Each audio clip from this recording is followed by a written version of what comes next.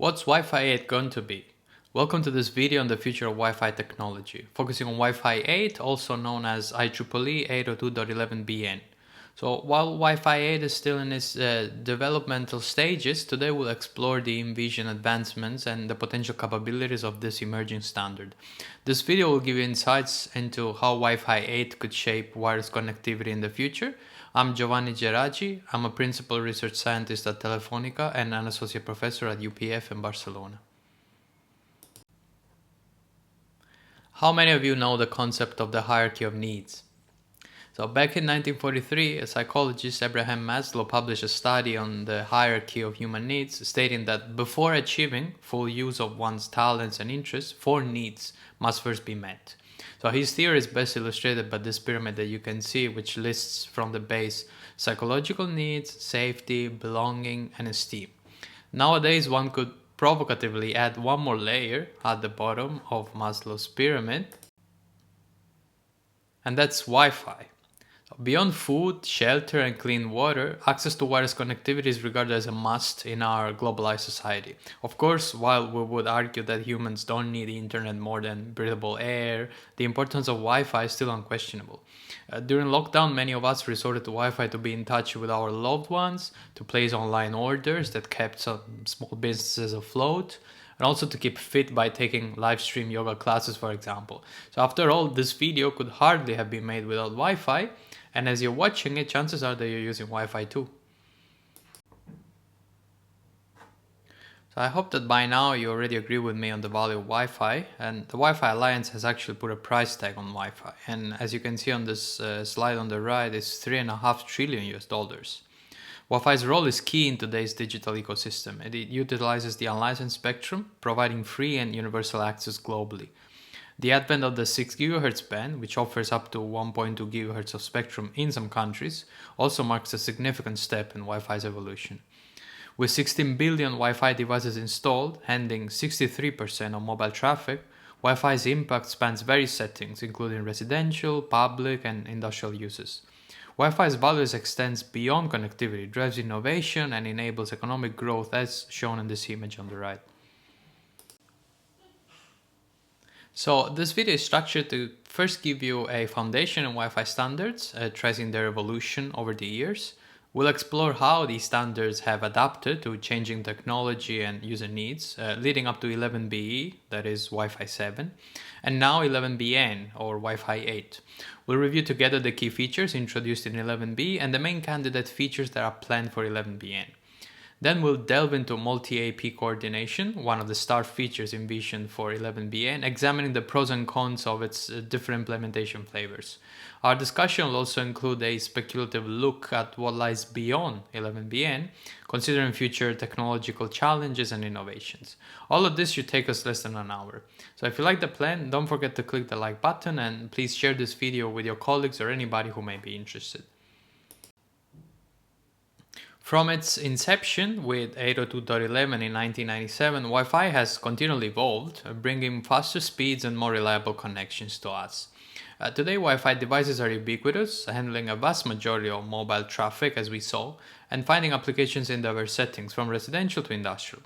So as we embark on our exploration of Wi-Fi 8, it's crucial to first understand the foundation of Wi-Fi standards. So let's begin by talking about those.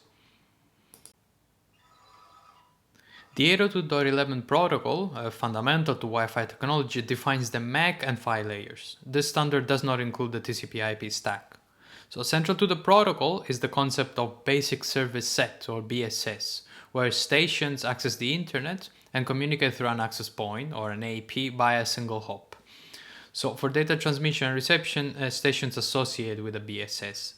The complex interaction between an access point, its stations, and also other neighboring BSSs is key to understanding Wi-Fi's operational framework, the challenges it faces, and the features developed to overcome such challenges.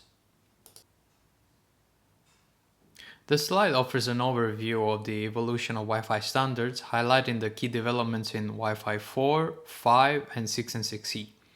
Wi-Fi 4, for instance, introduced 4x4 single-user MIMO and packet aggregation, thus marking significant improvements in network capabilities and efficiency.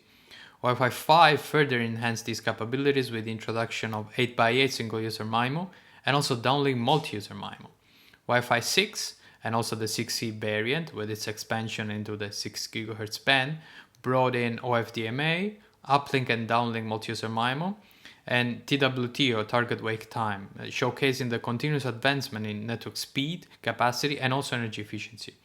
These developments collectively paved the way for the next generation of Wi-Fi technology. However, as the capabilities of Wi-Fi have grown, so has the demand for data traffic.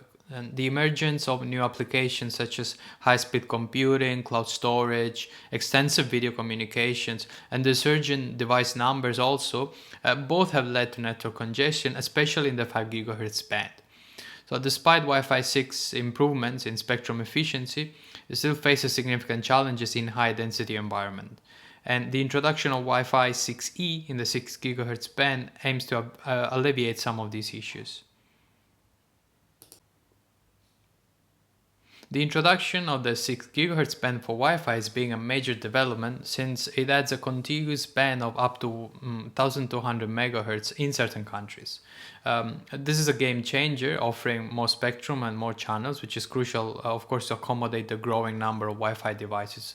In particular, this band allows up to 7 160 MHz channels compared to only 2 previously. And it's also immune to congestion from legacy Wi-Fi 4 and 5 devices since they can operate in this band.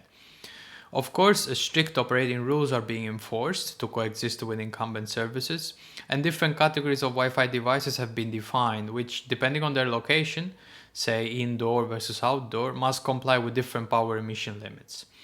The expansion into the 6 GHz band also emphasizes the necessity for the more advanced capabilities expected in Wi-Fi 7 and Wi-Fi 8, which we'll review together in the rest of this video. This image summarizes the ongoing IEEE standardization effort for 802.11bn at the bottom, alongside the newly completed 802.11b amendment at the top, and some of its consolidated main features. So let's start with a recap of 11be. IEEE 802.11b EHT is set to define the main technical features of upcoming Wi-Fi 7 products. Started in May 2019, the amendment has currently reached a mature stage with the release of multiple drafts and the definition of a set of features. The 11be task group is expected to produce the final amendment in May 2024. So now let's quickly review the main objectives of 11be and its new features before moving on to 11bn. So as suggested by its name, which is 11be Extremely High Throughput or EHT, this standard will augment data rates to at least 30 gigabits per second per access point, which is about 4 times as fast as Wi-Fi 6. Its primary objective is to increase capacity and link throughput, and also to improve worst-case latency and jitter with at least one mode of operation. While the latter is a novel endeavor compared to previous Wi-Fi generations, target latency and jitter were not quantified, making this only an initial step towards reliability. We'll see how Wi-Fi 8 takes this to the next level, making reliability its top priority instead. This slide outlines some of the main features introduced in the soon-to-appear Wi-Fi 7 commercial products, and we'll quickly review these features one by one before delving into what's expected in Wi-Fi 8. Let's start with 320 MHz channels and 4K QAM modulation. The first one is achieved by duplicating the 160 MHz tone plan of Wi-Fi 6, and the second one by adding 2 new modulation encoding scheme indices. So while these 2 upgrades jointly increase the maximum nominal rates by a factor of 2.4, wide contiguous channels of 320 MHz are only likely to be found in the newly opened 6 GHz band. Moreover, the new modulation orders require very high signal-to-noise ratios that may only be achieved in line-of-sight, close proximity links through beamforming and also with high-quality hardware. Wi-Fi 7 also allows allocating multiple resource units per station for an increased spectral efficiency. A prime example of a scenario where such degree of flexibility may pay off is with a small number of users. For instance, with Wi-Fi 6, An access point operating on an 80 MHz channel where the secondary megahertz channel is occupied was only able to assign the primary 20 MHz channel to a certain station. And as you can see in the image at the bottom, Wi-Fi 7 enables the same access points to also assign the available secondary 40 MHz channel with a threefold gain in spectrum utilization. Restricted TWT comes to solve an inherent issue of the default Wi-Fi 6 target wake time or TWT specification, which was introduced for power saving. In TWT, stations can agree with the access point on when to wake up to exchange data. These periods are called the TWT service periods or SPs. Once again, the main benefit is low power consumption because stations can switch to sleep mode between service periods. One issue, however, is that other stations can finish their transmission opportunity after the target wake time service period starts. So the possibility of encountering ongoing transmissions when a TWT service period starts would add uncertainty on when the scheduled transmission will be initiated. So to avoid the situation, RTWT forces Wi-Fi 7 stations to end ongoing transmissions before the start of an RTWT service period advertised by the access point. Moreover, to ensure that non-Wi-Fi 7 stations also remain silent, an overlapping quiet interval is also scheduled for each RTWT service period. In summary, RTWT offers improved control over latency, representing a first attempt to support delay-sensitive applications in Wi-Fi 7. But many experts point to multi-link operation or MLO as the main novelty Wi-Fi 7 brings to the table, allowing Wi-Fi devices to concurrently operate on multiple channels through a single connection. MLO provides enhanced reliability, capacity, and potential for load balancing across the different links. Note that existing Wi-Fi devices already use multiple links, 2.4 GHz, 5 GHz, and 6 GHz, but in an independent, non-optimized fashion. MLO optimally uses multiple links through a single association.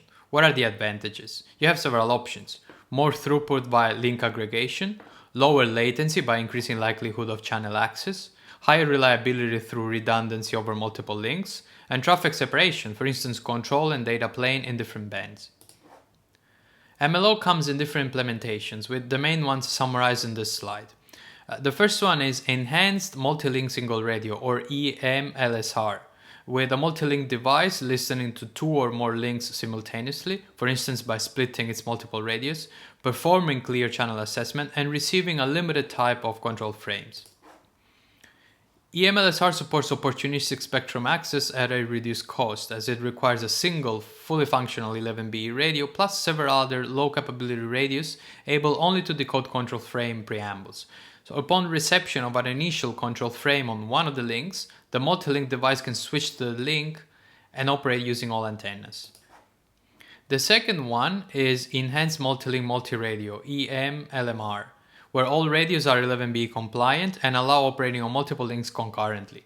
EMLMR is further classified into Simultaneous Transmit and Receive, or STR, where simultaneous uplink and downlink is allowed over a pair of links, and Non-Simultaneous Transmit and Receive, or NSTR, where the above is not allowed to prevent self-interference.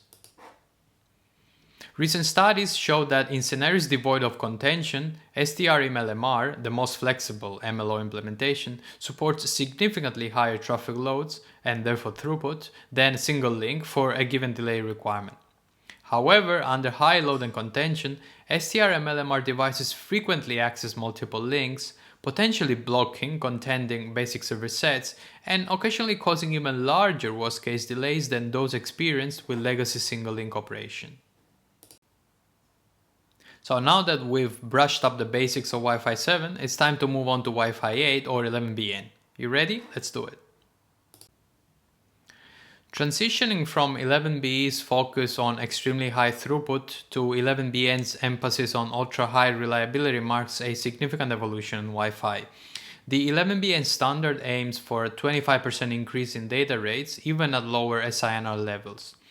Additionally, it targets a 25% reduction in tail latency and in the loss of MAC protocol data units even in scenarios involving mobility and overlapping BSSs. The new standard is also expected to include advancements in power-saving features and peer-to-peer operation, and of course to operate on all three sub-7 GHz bands. But while 11BN will focus on the sub-7 GHz bands, a key objective within 802.11 is the operational expansion into the high frequency range of 45 and 60 GHz, building on the foundations set by the 11B and 11BN amendments. This higher frequency range presents new opportunities and challenges to be tackled by a dedicated integrated millimeter wave study group that was recently formed. The integration of artificial intelligence and machine learning features is another pivotal step, this time to manage the increasing complexity of Wi-Fi networks. Ongoing efforts in this regard are being made within the AI/ML topic interest group. Now let's look again at the ongoing standardization process, but focusing on 11BN. The UHR study group was established in July 2022 to discuss and produce a new project authorization request defining the set of objectives, the frequency bands, and the technologies to be considered beyond 11B. The resulting UHR task group was formed in November 2023 with a traditional single release standardization cycle that will last until 2028. And this activity will define the protocol functionalities of future Wi-Fi 8 products. In what follows, we'll review some of the features expected in 11BN with special emphasis on multi-AP coordination mechanisms. The first feature we'll review is HARQ. Current Wi-Fi systems rely on the retransmission of MAC protocol data units when these are not successfully decoded or simply when an ACK is not received. And this approach is known as ARQ. This approach, the receiver discards the failed MPDUs before receiving its retransmitted version, so not allowing soft combining. Unlike ARQ, HARQ combines multiple corrupted copies of a packet to improve the likelihood of correct decoding. The implementation of hybrid ARQ or HARQ is a significant development in boosting link adaptation in Wi-Fi networks, since a retransmission may now not need a reduction in the modulation encoding scheme. Advancing the capabilities of access points to support up to 16 spatial streams is another crucial step in Wi-Fi to double the spectral efficiency compared to current standards. This improvement, however, comes with its own set of challenges, particularly in channel state information acquisition. So how does CSI acquisition currently work? It employs an explicit feedback procedure that is shown at the bottom left of the slide. So the beamformer sends a null data packet announcement frame followed by a null data packet, and the beamformer measures the channel and responds with a beamforming feedback frame containing a compressed feedback matrix. The beamformer uses this information to compute the channel matrix and to use the channel matrix to beamform, which means to focus the RF energy towards each user. So two alternatives are possible. One is to reduce the sounding overhead, which is the beamforming feedback, and the other is to do an implicit, not explicit CSI acquisition. So as illustrated at the bottom right, implicit CSI acquisition relies on pilots transmitted by the stations this time, and it exploits uplink-downlink channel reciprocity. Such implicit sounding would likely require access points to implement some sort of calibration method to prevent hardware mismatches that could break the channel reciprocity between uplink and downlink. Let's talk about distributed multilink now. So the new multilink architecture introduced in 11B offers a high degree of flexibility, presenting a clear split between upper MAC functionalities at the multilink level and lower MAC functionalities at the link level. Indeed, the multilink device can be seen as an entity that controls two or more legacy access points or stations, each operating on a single link and co-located on the same hardware. This multilink framework already allows a multilink station to switch links with minimal signaling overhead and delay, implicitly enabling seamless transitions between access points under the control of the same MLD entity, and thus allowing for a make-before-break data path switch. So to improve mobility support, one of the major sources of unreliability in Wi-Fi, the 11B amendment has the possibility to extend this multi-link architecture towards a distributed framework, where access points under the control of the same MLD entity do not have to be co-located on the same physical hardware. This approach creates a distributed virtual cell where a device's mobility is seamlessly handled by ensuring that multiple links have the possibility to be concurrently activated from different distributed access points.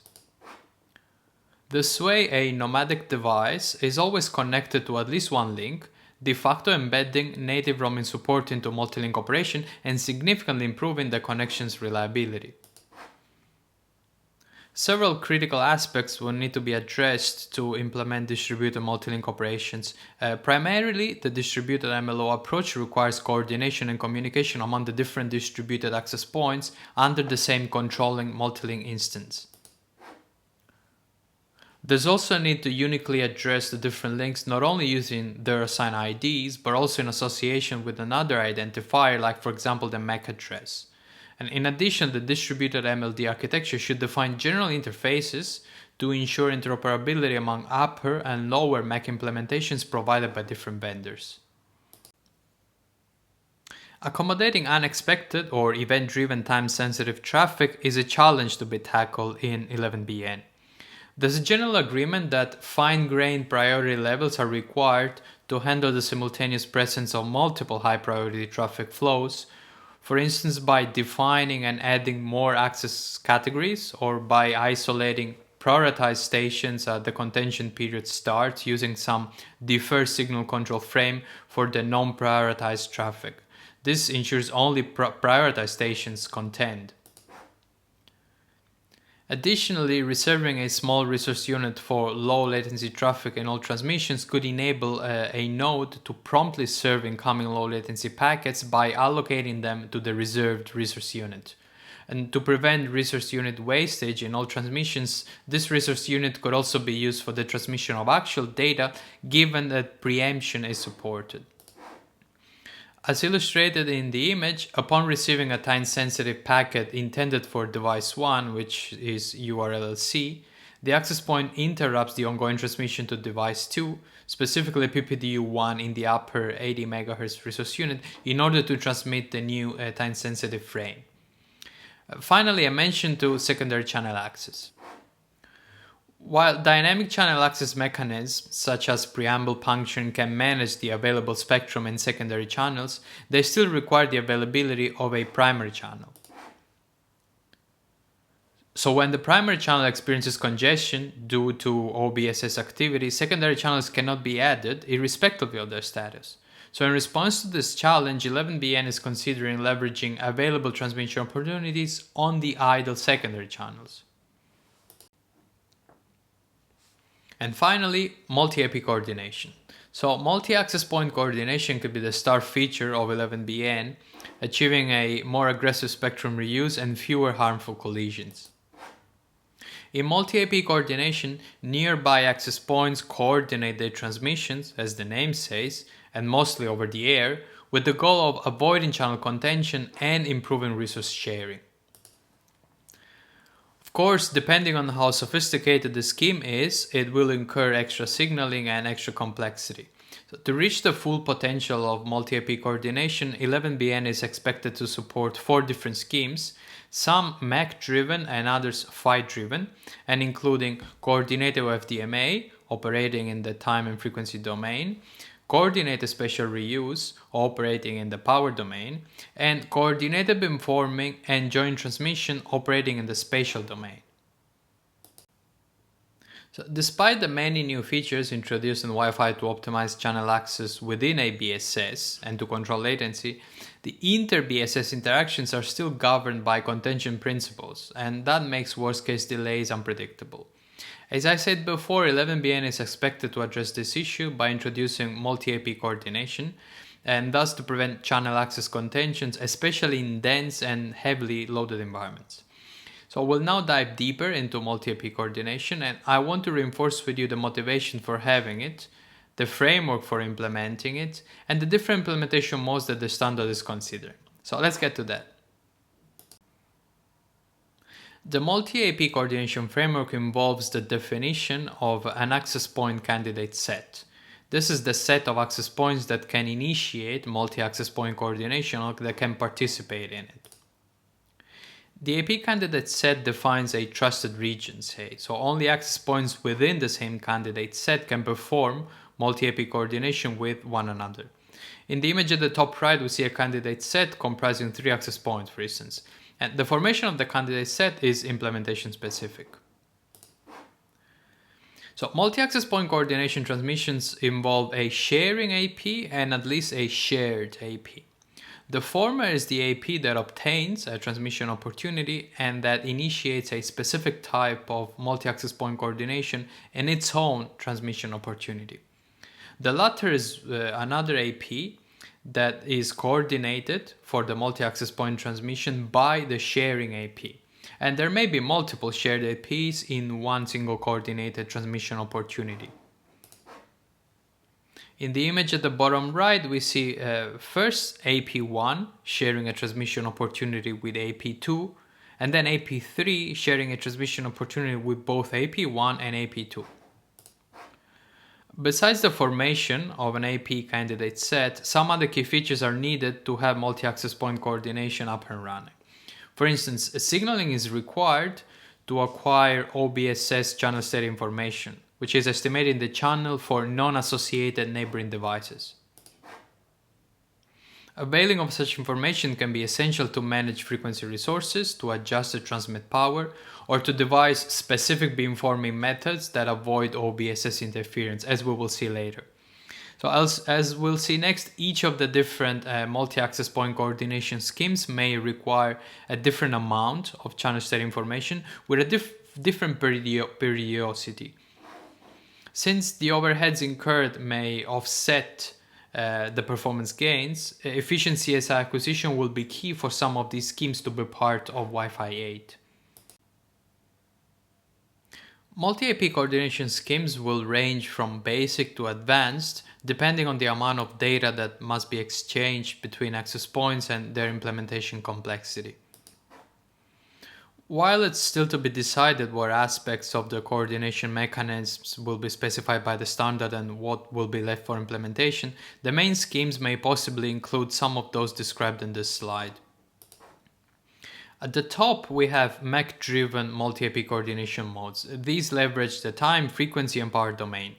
And at the bottom, we have PHY-driven multi-AP coordination modes, which leverage the spatial domain, exploiting multi-antenna capabilities. So let's quickly go through them one by one clockwise, and then we'll dive a little deeper into each. In coordinated OFDMA, sharing AP and shared AP transmit simultaneously during the same time period, but on different 20 MHz channels. Similarly, in coordinated TDMA, sharing AP and shared AP transmit on the same channel, but during different time periods. Coordinated spatial reuse is slightly different. This time, sharing AP and shared AP transmit simultaneously on the same channel and during the same time periods, and as we'll see, they leveraged power control to make that possible. All these three approaches are MEC-driven. Instead, joint transmission and coordinated beamforming are PHY-driven and they leverage the spatial domain. In joint transmission, sharing AP and shared AP jointly transmit to the same station. In coordinated beamforming, the sharing AP sounds channels not only from its own stations, but also from stations associated with other shared APs, so that it can null the interference caused towards the shared AP's transmission. Now let's take a closer look at the pros and cons of these multi-AP coordination modes. So let's start with coordinated OFDMA and coordinated TDMA. So these are two basic approaches leveraging the time and frequency domain respectively. In coordinated TDMA, a transmission opportunity is divided into slots and sequentially allocated to different access points. In coordinated OFDMA, different portions of the band are allocated to different APs. For instance, with coordinated OFDMA, an AP that obtains a transmission opportunity is able to share its frequency resources with a set of neighboring access points. And this is what you see on the right of this slide. The principle is very similar for coordinated TDMA, so orthogonality in time rather than in frequency. So on the one hand, coordinated OFDMA and TDMA can control latency by reducing channel contention. On the other hand, the sharing AP faces computational burden and overhead because it must first request neighboring access points to report their channel and their buffer status, and then schedule and allocate resources accordingly. The main limitation, however, is that these schemes do not achieve extra spatial reuse. The new radio resources allocated to the shared access points come at the expense of the sharing access point. In coordinated spatial reuse, access points cooperatively control their transmit power, allowing concurrent transmissions and thus increasing the total area throughput. This approach, incorporating cooperation, represents an upgrade over 11AX spatial reuse, where one access point transmits at maximum power and all others must reduce the power accordingly. As you see in the image at the top right, this is sometimes to an extent that does not yield a sufficiently high SINR at the shared AP. Instead, coordinated the transmit power among access points allows for the guarantee of an adequate SINR at all receiving stations and to create extra spatial reuse opportunities, and this is what's shown at the bottom right of the slide. Note that unlike coordinated TDMA or coordinated OFDMA, coordinated spatial reuse allows parallel transmissions on the same time frequency resources and thus potentially achieves a higher total throughput and a reduced queuing delay. So what are the technical challenges here?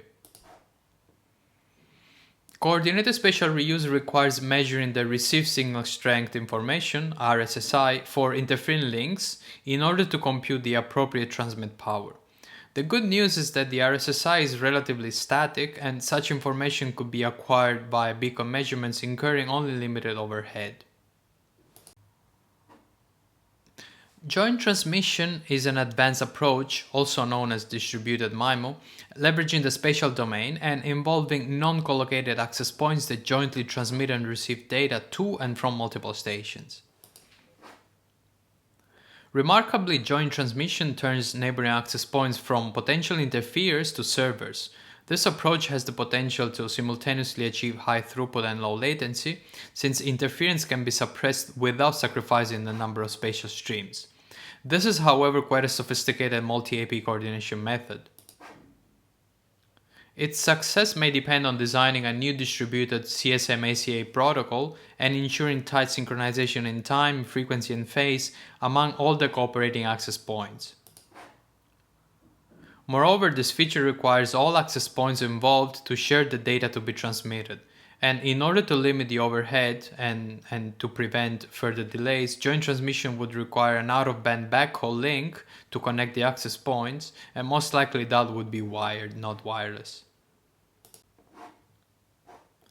Coordinated beamforming, or CBF, also leveraging the spatial domain, is an approach where collaborative access points suppress incoming OBSS interference. So how does it work? With CBF, a next-generation multi-antenna access point uses its spatial degrees of freedom not only to multiplex its own stations, but also to place radiation nulls to and from neighboring non-associated stations.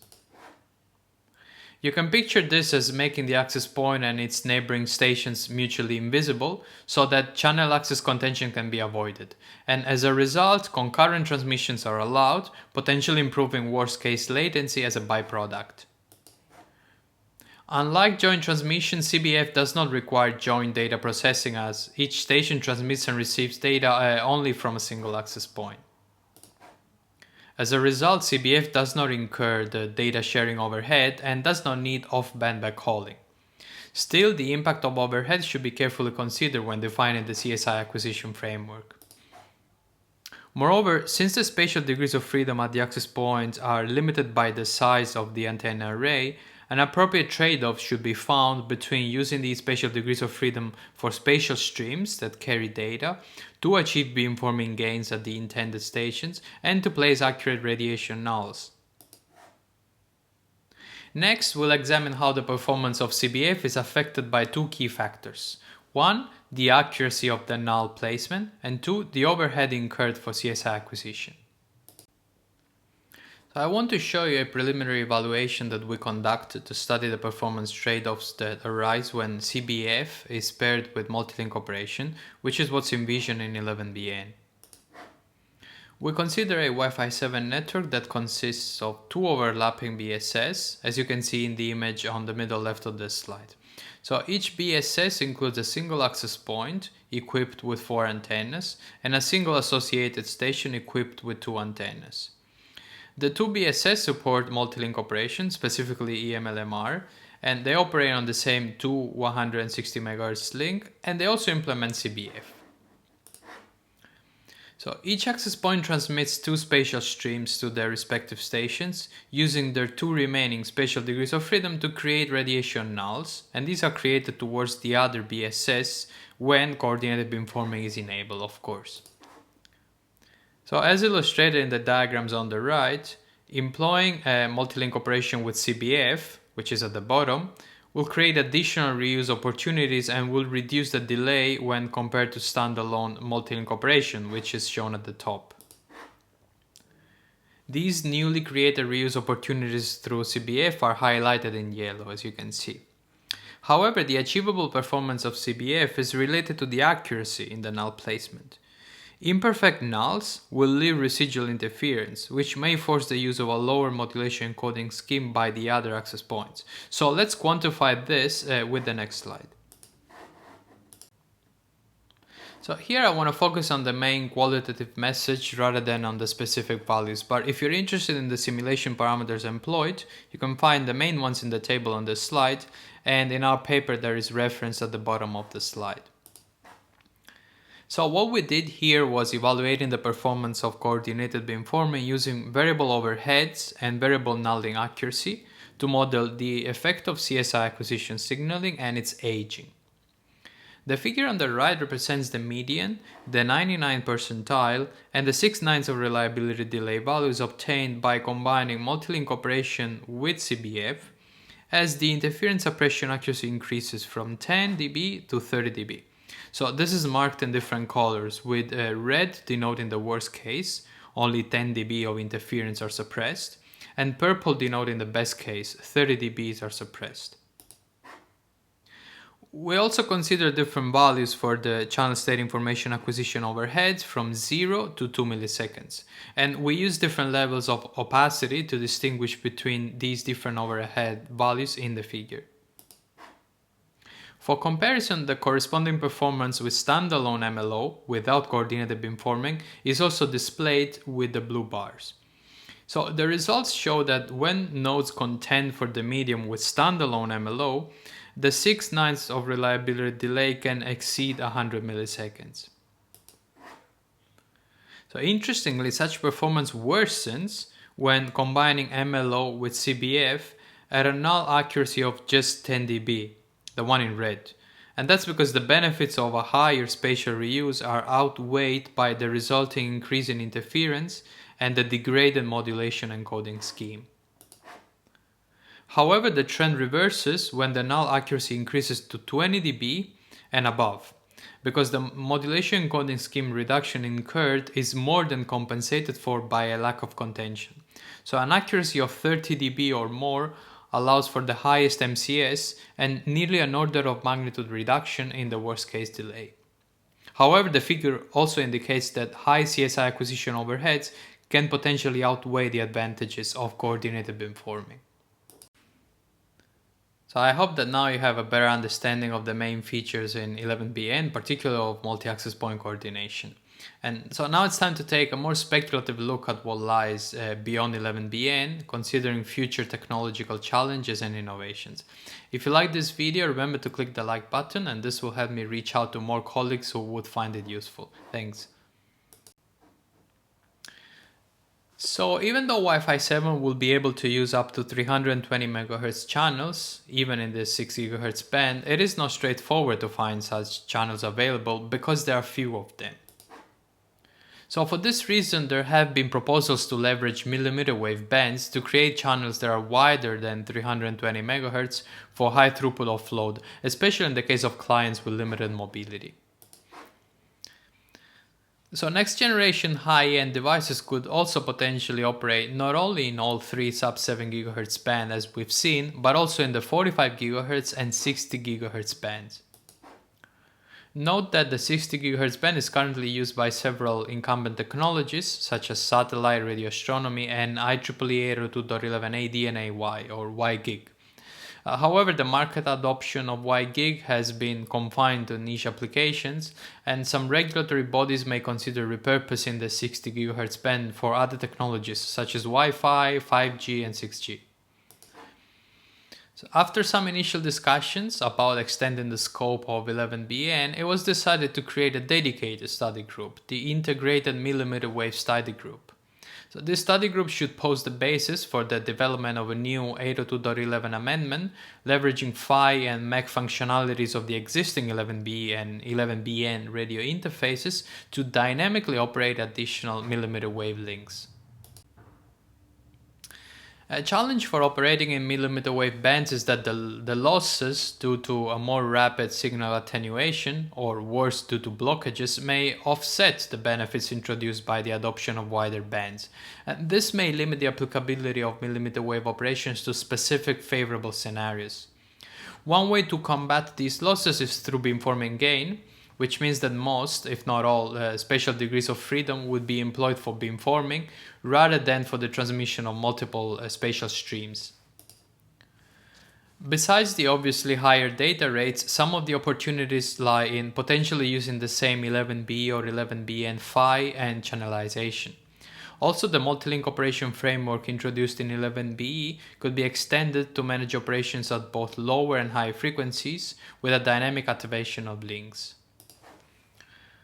As I said, eventually it was decided that millimeter wave operations will be part of a separate amendment, not in 11BN. However, if this gets pushed forward, some Wi-Fi 8 certified products might combine functionalities from different amendments, including millimeter wave operations.